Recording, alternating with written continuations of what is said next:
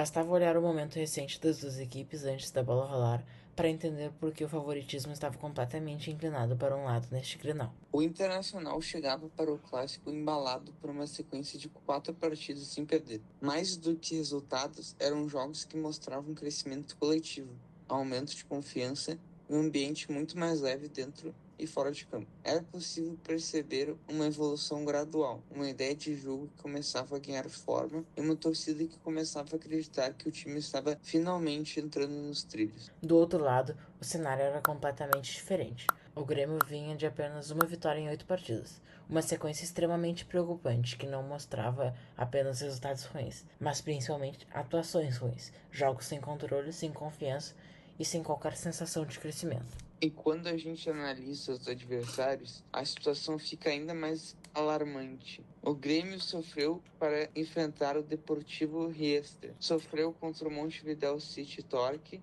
dois adversários que, com todo respeito, não deveriam causar esse tipo de dificuldade para um clube do tamanho e da história do Grêmio. Mas causaram, e causaram muito. Ou seja, antes mesmo da bola rolar, o contexto já estava completamente desenhado. De um lado, um time em crescimento, do outro, um time em queda.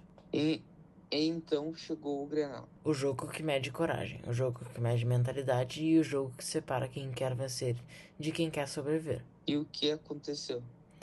Parabéns, Luiz Castro, parabéns ao Grêmio pela vitória de 0-0. Sim, vitória. Porque desde o primeiro minuto ficou absolutamente claro que o Grêmio entrou em campo com um único objetivo: não perder. Existe uma diferença gigantesca entre jogar para ganhar e jogar para não perder. Essa diferença muda postura, muda decisões, muda posicionamento e muda completamente a identidade de um time dentro de campo. E foi exatamente isso que vimos. Durante boa parte da partida, o Grêmio se posicionou em um 5-4-1 extremamente baixo, compacto e conservador. Uma linha defensiva com 5 jogadores, 4 atletas protegendo o meio campo e apenas o Carlos Vinícius isolado na frente tentando disputar bolas longas. Isso não é interpretação, isso é observação tática direta. Essa estrutura não aparece por acaso, ela aparece por decisão. E decisão revela mentalidade. Times grandes entram em clássico para vencer, times inseguros entram em clássicos para sobreviver. O Grêmio entrou para sobreviver. A estratégia era clara: reduzir espaços, proteger a área, evitar erros e impedir que o jogo se tornasse aberto. Era um plano totalmente focado em minimizar riscos e controlar danos. E quando um time entra em campo com medo de sofrer, ele automaticamente abdica da possibilidade de fazer sofrer. Antes de continuar falando do Grêmio, precisamos falar do Inter com honestidade. Porque reconhecer problemas é o que dá credibilidade à análise. O Internacional ainda está longe de ser um time perfeito. Ainda apresenta falhas, oscilações e dificuldades em momentos importantes das partidas. Ainda perde gols, ainda comete erros defensivos e ainda demonstra falta de maturidade em certos momentos. Mas existe uma diferença enorme entre ter problemas e estar estagnado. O Inter apresenta sinais claros de evolução ao longo da temporada. Existem partidas em que o time demonstra intensidade, organização ofensiva e capacidade de dominar o adversário. Existem jogos em que a pressão alta funciona, a construção ofensiva flui e a equipe consegue controlar o ritmo da partida. Isso não significa que tudo está resolvido. Significa que existe um processo em andamento. E evolução é o maior indicador de que um time está no caminho certo. O jogo contra o Mirassol é um retrato perfeito das limitações atuais do Inter. Foi uma partida que o time criou muito, produziu volume ofensivo, pressionou o adversário e conseguiu chegar diversas vezes ao terço final do campo. Mas faltou o elemento mais importante do futebol: eficiência. O Inter abusou dos cruzamentos, foram inúmeras bolas levantadas na área, repetidas tentativas de encontrar soluções pelo jogo aéreo, insistência constante em uma mesma alternativa ofensiva.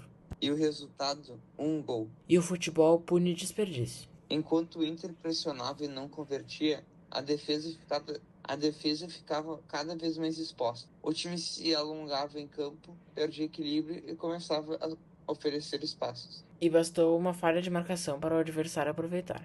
Esse é o tipo de erro de um time em evolução. Um time que cria muito, mas ainda está aprendendo a ser eficiente. Agora compare isso com o Grêmio. Enquanto o Inter apresenta sinais claros de crescimento ao longo da temporada, o Grêmio apresenta algo muito mais preocupante: estagnação. E no futebol, estagnação nunca significa ficar parado. Significa começar a cair lentamente sem perceber. Não existem sinais recentes de evolução coletiva, não existem partidas em que o torcedor consiga enxergar um padrão de jogo claro sendo construído. Não existem atuações que transmitam confiança, controle ou sensação de progresso dentro de campo. O que existe é repetição. Repetição de dificuldades ofensivas, repetição de jogos sem criatividade, repetição de atuações conservadoras e inseguras. É como assistir a mesma partida várias vezes, com pequenas variações no placar, mas com os mesmos problemas estruturais aparecendo jogo após jogo. Enquanto o Inter alterna boas atuações com jogos irregulares, algo natural em um time em construção. O Grêmio alterna jogos ruins com jogos sobrevividos, e existe uma diferença gigantesca entre sobreviver e evoluir. Um time cresce errando, o outro apenas evita errar para não cair mais rápido.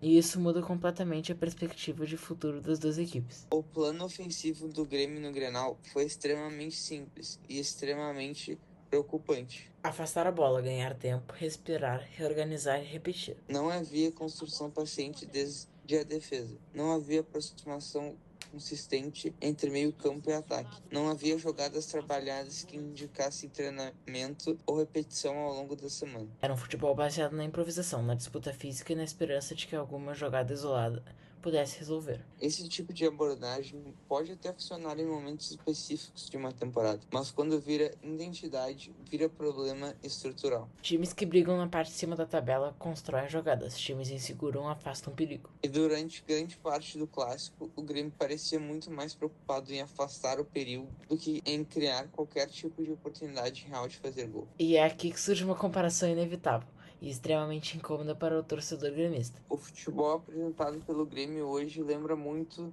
o Atlético Paranaense. Um futebol pragmático, extremamente defensivo, reativo e dependente de erros do adversário para gerar oportunidades. Um estilo de jogo que abdica do protagonismo e aposta na sobrevivência, na bola longa e na paciência defensiva. Um futebol nojento. Sim, nojento. Um futebol que raramente encanta, raramente domina e raramente impõe respeito pela forma de jogar. Um modelo baseado em fechar espaços, esperar erros e aproveitar oportunidades isoladas. A diferença é que o Atlético Paranaense consegue vencer partidas jogando esse futebol nojento com frequência. Existe eficiência dentro dessa proposta, por mais que ela não seja agradável de assistir. O Grêmio, neste momento, parece ter adotado características desse futebol nojento, mas sem a parte da eficiência. Ou seja, copia o estilo, mas não copia os resultados. E isso torna o cenário ainda mais preocupante.